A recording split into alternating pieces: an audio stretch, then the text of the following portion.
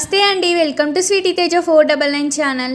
అయ్యో, మీరు ఇంకా మా ఛానల్ని సబ్స్క్రైబ్ చేసుకోలేదా? ఏం పర్లేదు, ఇప్పుడు సబ్స్క్రైబ్ చేసుకోండి ప్లీజ్. ఈ ఆలయంలో 900 సంవత్సరాల నాటి దివ్య దేహానికి పూజలు చేస్తున్నారంట. ఏ టెంపుల్లో తెలుసుకుందాం.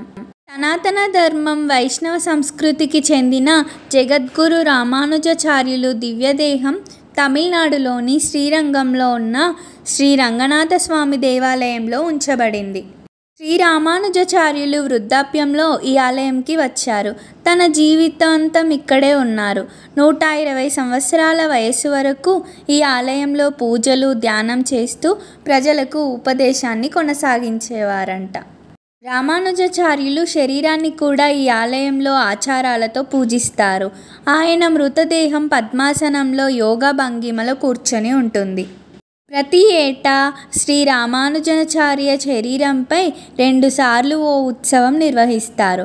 ఆ సమయంలో కర్పూరం, కుంకుమ పువ్వును ఓ ముద్దగా నూరి రామానుజాల శరీరానికి పూస్తారంట. మరి ఈ ఆలయం ఎక్కడుందో తెలుసుకుందామా? ఈ ఆలయం తమిళనాడులోని తిరుచార్పల్లిలో శ్రీరంగం అనే ప్రదేశంలో ఉందంట. ఇది గోదావరి, కావేరి వంటి పవిత్ర నదుల మధ్య నిర్మించబడింది. రావణుడి సంహారం అనంతరం శ్రీరాముడు ఈ ఆలయంలో పూజలు చేశాడు. విష్ణువు దర్శనమిచ్చాడు.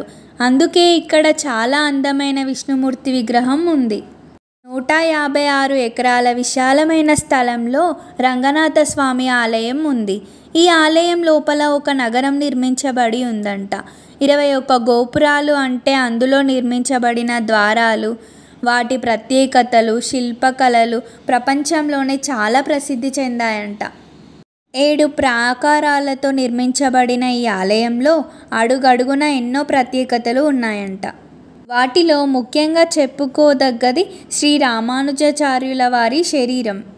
ఇలాంటి మంచి ఇన్ఫర్మేషన్స్ కోసం ప్లీజ్ మా ఛానల్ని సబ్స్క్రైబ్ చేసుకోవచ్చు కదా.